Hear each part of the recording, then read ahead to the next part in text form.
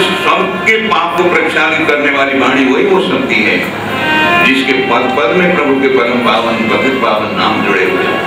तद्वाक् विसर्गो जनता विप्लवो यस्मिन् प्रतिश्लोकम अबद्धवद्यति।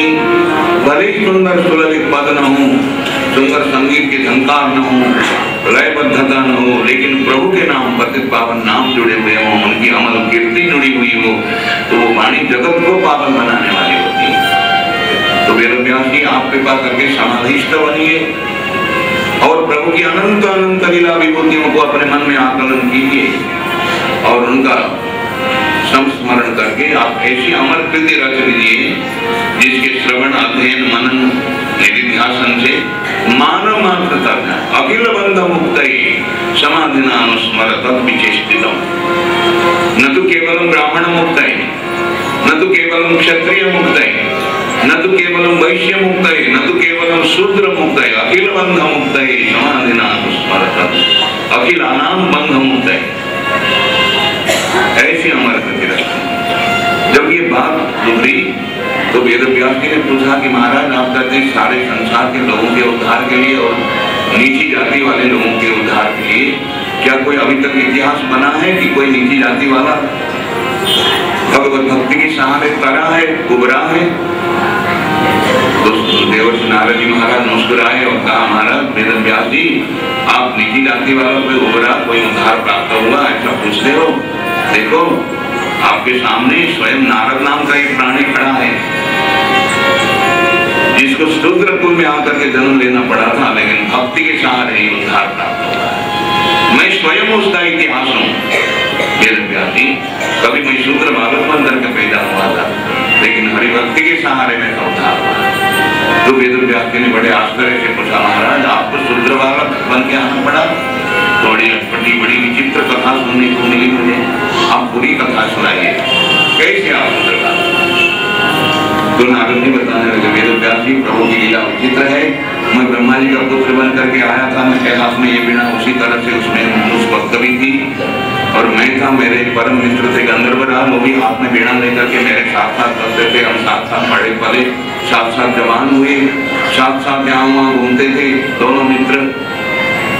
हम हरिभक्ति का प्रचार करते थे, भक्ति का चारों तरफ विस्तार करते थे हाथ में वीणा लेकर संगीत के माध्यम से। और एक बार देवलोक निवासियों ने ऐसा प्रस्ताव पारित किया कि हम लोग एक नाटक मंचन करें अमरावती में। नाटक मंचन वाली बात आई तो नहीं, कलाकारों को सिखाना सराहना पड़ता है, बड़ा भारी काम है नाटक मंचन, ऐसा वैसा नहीं है। ये सब जिम्मा कौन संभालेगा? तो सबने कहा कि ये जो दो मित्र हैं ना, देवर्षि नारद और गंधर्वराज कुंभरू, ये दोनों परम मित्र हैं, बड़े मजे हुए कलाकार हैं, ये जिम्मा इन्हीं को दिया गया कर लेंगे। तो हम दोनों पर वो जिम्मेदारी आई, हम दोनों ने बड़ा कलाकारों को सिखाया कराया, बड़ी परिश्रम के साथ में सारी लगन के साथ में ठीक ठाक सारी तैयारी कर ली और नाटक मंचन का दिन निकट आने लगा। मंच भी बनाया गया, बड़ा सुंदर भव्य मंच बना और जब नाटक मंचन होने लगा एक दृश्य के बाद दूसरा दृश्य, दूसरे के बाद तीसरा दृश्य करके वो दृश्य पर दृश्य दिखाई पढ़ते थे, देखे जाते थे वहाँ दर्शकों के द्वारा। और दर्शक दीर्घा जो थी उसमें बड़े बड़े महायोगी, महासिद्ध, तपोनिधि, ज्ञाननिधि, विद्यानिधि, सब प्रकार के बुजुर्ग लोग, महान तपस्वी, युग खपाए हुए लोग थे वो बैठे। एक दृश्य के बाद दूसरा दृश्य, दूसरे के बाद तीसरा दृश्य का क्रम चलता रहा। एक दृश्य दिखाया जाता था, पर्दा उठता, वो दृश्य समाप्त, फिर पर्दा फिर दूसरा दृश्य दिखाया जाता है, ऐसा सिलसिला चल रहा। एक बार तो हमने ऐसा दृश्य दिखाया वेदव्यास जी कि जिसको देख करके बाप भाई की ध्वनि होने लगी और तालियां गड़गड़ाने लगी। मां बहुत देर तक तालियां बजती रही और किसी को अगर अपनी प्रशंसा सुनने को मिले ना, प्रशंसा से बढ़कर के मीठी तो ये विश्व में कोई चीज ही नहीं। अरे चुमचुम और रसगरी और रसमलाई बालूशाही क्या चीज है? प्रशंसा के साथ गुप्पा हो जाता है आदमी, हम भी क्या हो जाता पता नहीं। जब बाबाइयां होने लगी, तालियां गड़गड़ाने लगी हमारे उस दृश्य को लेकर के, तो हम तो बोले नहीं सुना, ये दोनों मित्र और ऐसे हो गए जड़ कि अगला दृश्य दिखाना ही नहीं दिया।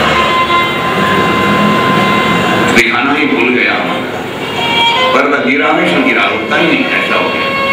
तो वहां पर जो बड़े बड़े परम मान्य परम वंदनीय तपो निधि विद्या निधि वृद्ध लोग सब वहां थे, ज्ञान वृद्ध तपो वृद्ध, उन सबको अच्छा नहीं लगा। देखो नारद जी ब्रह्मा जी के पुत्र होकर पैदा हुए, गंधर्व विद्या में इतने रीझ गए, इसी में एकदम वो मस्त हो गए, उसी में भूल करके गुम हो गया। तो उनको गंधर्व विद्या से परे और कुछ है ऐसा ही नहीं लगने लगा, तो इनको तो गंधर्व ही होके आना पड़े, ऐसा स्थापित कर दिया था। तो हमको दूसरा जीवन गंधर्व जीवन मिला। वेदव्यास जी गंधर्व राज का बेटा बन करके गंधर्व लोक में मैं पैदा हुआ। मेरा नाम उपवरण था, उसका बहुत सुंदर था बचपन से। और जो बचपन में ऐसे वैसे होते हैं वो भी जवानी में ऐसे ही सुंदर हो जाते हैं, और मैं तो खुद बचपन से ही सुंदर था, तो जवानी में कितना सुंदर होगा आप ही कल्पना। मैं बहुत सुंदर था, दौड़ता मर जाता, इधर मैं जाता, उपवरण जी आ गए, उपवरण जी आ गए, लोग खाना पीना छोड़ के देखने के लिए दौड़ के आते, दाएं बाएं गंधर्वों की अप्सराओं के खंड चलते थे मेरे। और जब मैं अच्छे पहनावे अच्छे वसन आभूषण धारण करके सड़क पर उतर आता चलने के लिए, तो मुझे लगता था कि सब कोई मुझे ही देखे।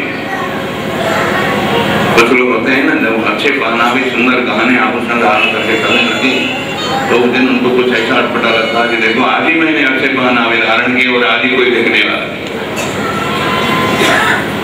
सब कोई मुझको ही देखे तो कितना अच्छा होगा। बड़ा प्रदर्शन प्रेमी होता है प्राणी, प्रदर्शन प्रिय, जिसको गाड़ी पर चढ़ना सदा संभव नहीं होता। वो कभी कभार अगर गाड़ी पर चढ़ गया तो चारों तरफ नजर घुमाता तो देखते एक नहीं हम गाड़ी पर चढ़े हैं, देखते तो कितना अच्छा होता। सबको इसी लालसा होती है। इस संसार में मानव का स्वभाव है प्राणी का। मुझे भी ऐसा लगता था जब कभी मैं वसन आभूषण धारण करके सड़क पर उतर आता चलने के लिए, तो लगता था सबकी नजर मेरे पर ही टिकी रही। ऐसे करके गंधर्व अप्सराओं के समूह के बीच में चलता था।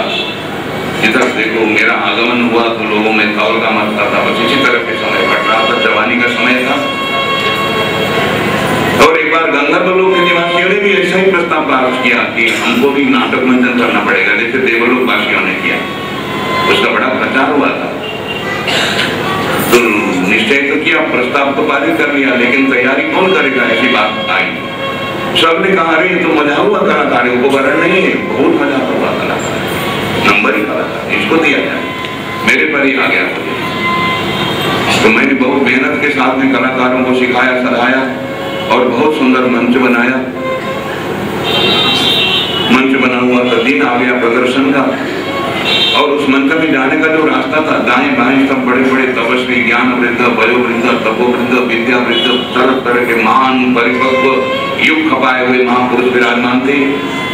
उनके बीच में से होकर रास्ता था मंच की तरफ जाने का, और मैं जा रहा था झूमता हुआ, दाएं बाएं गंधर्व अप्सराओं से घिरा हुआ, और किसी को नमस्कार करने की शिष्टता भी मैंने नहीं निभाई।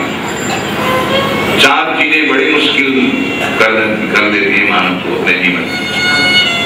यौवनम, धन संपत्ति, प्रभुत्व, अविवेकीता। जवानी हो, धन संपत्ति हो, हैकम भी हो, प्रभुत्व और विवेकहीनता। इनमें से एक भी हो तो अनर्थ कर जाती, चारों इकट्ठी हो तो तब तो क्या था। एक तो बंदर ऐसे ही चंचल, उसको मदिरा पिलाई जाए, वो कैसा होगा आपको। मरकट से सुरापान, और उस पर बिच्छू डंक मार रहे, उसका क्या हाल होगा। और उस पर भूत चढ़ जाए फिर क्या होगा। मरकट से सुरापानम तत्र वृष्टिकदंसनम तत्र भूत समावेशः यद्वा तद्वा भविष्यति, कुछ भी हो सकता है। तो मुझमें तो चारों चीजें थी। जवानी का वो था, कोई मकर पचीसी कहते हैं, कोई और कुछ पचीसी कहते हैं, वो थी मेरे में। और वैभव था, गंधर्वराज का बेटा, और उसके साथ साथ रूप सौंदर्य का जो मद था वो था अपनी जगह। यौवनम, धन संपत्ति, प्रभुत्व, विवेकहीनता तो थी, अल्हड़ जवान था। तो उस स्थिति में मुझे इतना भी ख्याल नहीं रहा कि मैं मर्यादा निभा रहा हूं कि नहीं, सबके सामने झुके बिना, प्रणाम किए बिना मैं जा रहा। ये झुकना उनके लिए लाभदायक नहीं है, जो झुकता है उसी के लिए लाभदायक है। बड़े लोगों के पास झुकना जिन्होंने सीखा है वही पाते हैं तो जीवन में।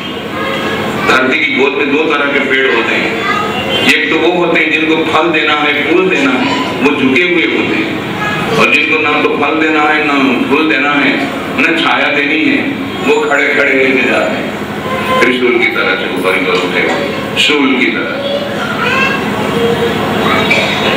तो पेड़ों ने भी सिखाया, धरती की गोद में बहुत शिक्षा मिलती है। देखो तो ये झुकना, प्रणाम करना, सुशीलता निभाना, ये जिनके प्रति निभाया जा रहा उनका कल्याण नहीं करते। ये सारे व्यवहार जो करता उसी का कल्याण करता। वो गुण गरिमा उसमें आने लगती है जब वो नमस्कार प्रणाम आदि करके सुशीलता दर्शाता उन महापुरुषों के प्रति। वो मैंने नहीं किया तो महापुरुषों को अच्छा नहीं लगा। देखो नारद तो बिगड़ता ही जा रहा है। ब्रह्मा जी का मानस पुत्र होकर पहले पैदा हुआ तो गंधर्व विद्या खरीद करके गंधर्व बना है अभी, और गंधर्व योनि में आकर के तो जड़ ही बन गया। तो इसको इतना भी ख्याल है कि कौन सामने बैठा है, किसको क्या करना है। तो इसको तो सब प्रकार के पिछड़ेपन से घिरे हुए, सभी संस्कारों से वंचित शूद्र कुल में जाके जन्म लेना ऐसे स्थापित किया। तो मुझे वेद व्यास जी उसके बाद वाले जीवन में शूद्र बालक बन के पैदा होना पड़ा। हमारा गांव गंगा जी के किनारे पर था। मेरे पिता माता ब्राह्मणपुर में नौकरी करते थे, और जब मैं पैदा हुआ, मेरे पैदा होते ही पिताश्री का निधन हो गया। मेरी विधवा माता ने मेरा लालन पालन करके बड़ा बनाया। मैं 5 साल की उम्र का हुआ। पता नहीं मेरे घर वाले मेरे कुल के लोग काले रहे होंगे, मैं भी काला रहा होगा, तो मेरी माता ने मुझे बुलाने का प्यारा नाम कालू रखा। जब कभी बड़े बुलाते थे, कालू इधर आ, कालू ये कर, कालू। मैं 5 साल का था। उसी वक्त हमारे गांव में सौभाग्य के दिन आए थे। महात्माओं की बड़ी सुंदर मंडली हमारे गांव में आई थी। बड़े बड़े ज्ञानी, बड़े बड़े भक्त, महायोगी, महातपस्वी, कथाकार, कीर्तनकार, गो सेवक, भगवान के सेवक, बड़े प्रेमी थे। मुद मंगलमय संत समाज,